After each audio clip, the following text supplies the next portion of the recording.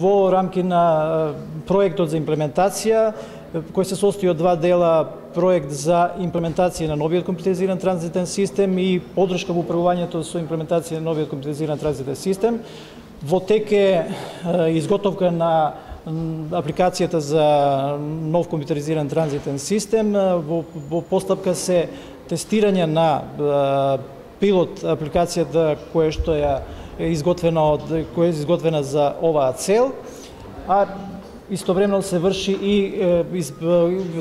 известување на економските оператори за придобивките кои што ги имаат од пристапувањето кон заеднички транзит.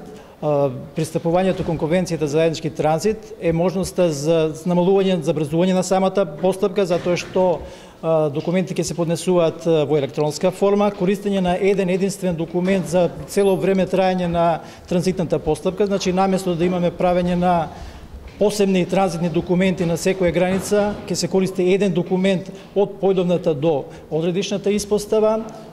Придобивка е што ќе постои можност за спроведување на целата постапка со една единствена гаранција, наместо да се обезбедуваат гаранции во секоја земја поединечно.